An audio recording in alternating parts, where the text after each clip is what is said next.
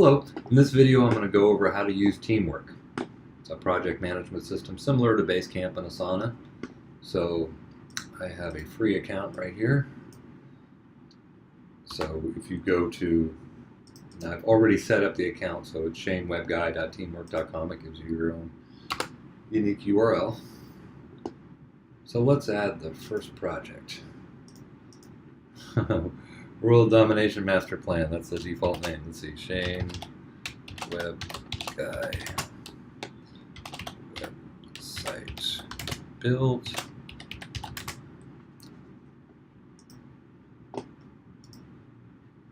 And you can choose, is this project for an external company?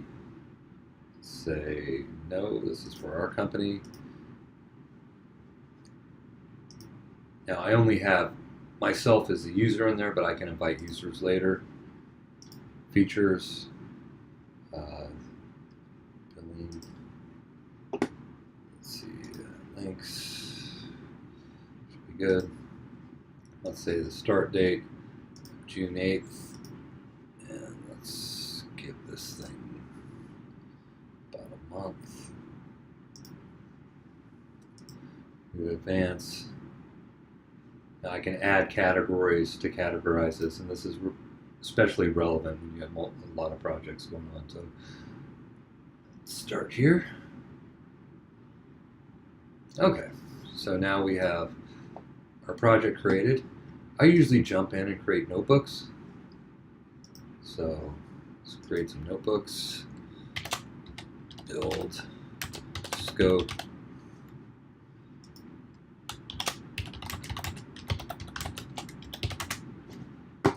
Give me a second, create some project or some notebooks.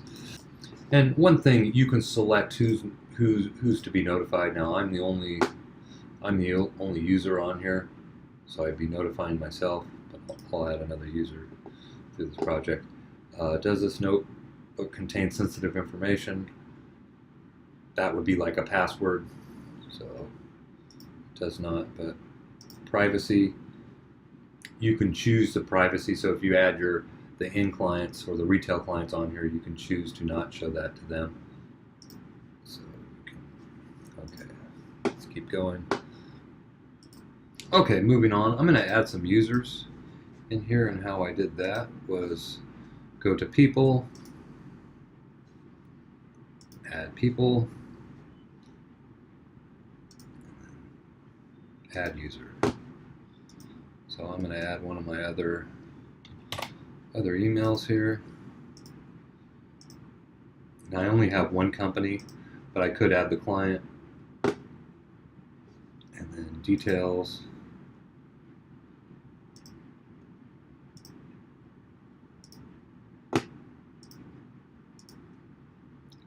It gives quite a bit of permissions on what that user can do.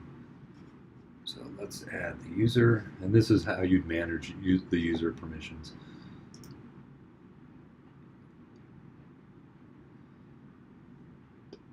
And then it gives you an idea of what this person can do, and then the permissions to the project they have.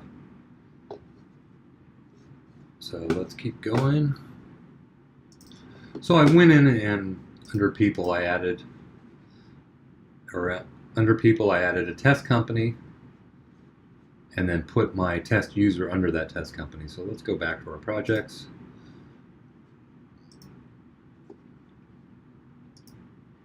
And this will be useful. So edit details, let's say the logins. And I can set the privacy to only the users in ShaneWebGuy, so we don't have our clients seeing our logins or any information that they shouldn't see. So we're going to update the details. We can go back to people, and then you can remove, edit the profile, or edit project permissions right here. So let's keep going. So while I go through and build this out, let's keep in mind our list, correctly utilizing to-do and task lists. So let's create a task list. Now this is only going to be for the web build. It could be that you do depending on how big the project is, you could separate this from a design, from the design elements of the task to the web, but I'm just going to make one list, web build. Here's where you could set the privacy. So in this case, I'm going to keep this only as an internal list to milestones. You can create new milestones. So I'm not going to do that for here. Advanced. And then this is where you could use a template. Pin this list so the project never gets closed. And then this is where you can, new task in web build will use the following default. So you can set it so it's defaulted to a certain user. Okay, so we'll add the task list. Give me a second. So right now I'm going to add some project files. I'm just going to add some random files. Go into my YouTube. I'll add these.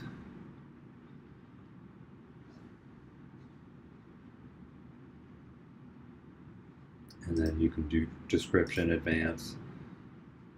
If the file already exists, automatically use versioning. And then who do we want to notify? I can notify myself.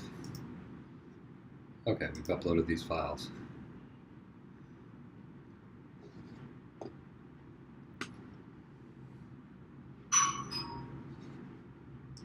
Okay, continuing on, I've uploaded the files. Keep in mind this is the free version. The paid versions, we can look at that in a second, but there is some space limitations here, but that's okay. So let's keep going down our list. Referencing the digital asset in an absolute URL. So let's look at that. Okay, so we'll upload I'm going to create a task called upload YouTube image and Facebook. You can provide a detailed description for the task. You can select previous images or files. Set the privacy. I usually set the privacy to set the priority. I usually set the privacy on the task list versus the task. Progress. Followers. Sometimes tasks have dependencies, repeats, and then reminders, and then tags. So let's go from here. Okay, so reference the digital asset in an absolute URL. Let's do that.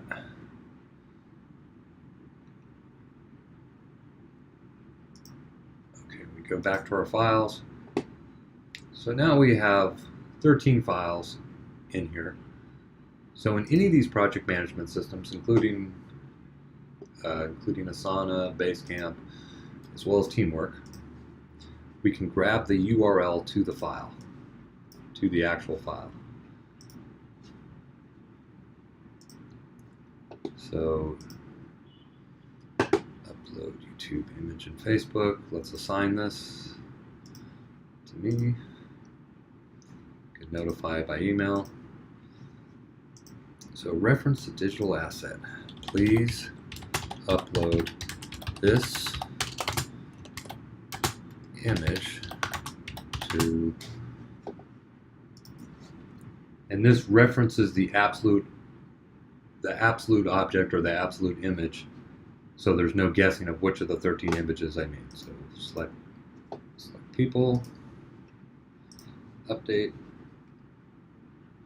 and then everyone on the project. Oops. So I'm the only one that will get the notification, but that's okay. Okay, let's move on. Title structures, well-named to-dos, page task, and a simple title. So what I see more often than not is 2 or 3 sentences that describe the to-do. It should be something like this: home page, switch,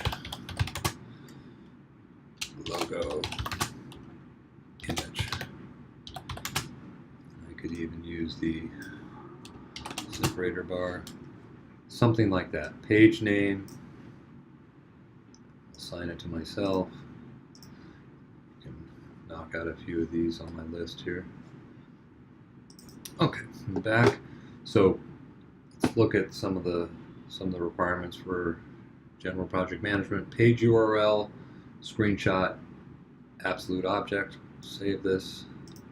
It's not going to like this because only one being notified.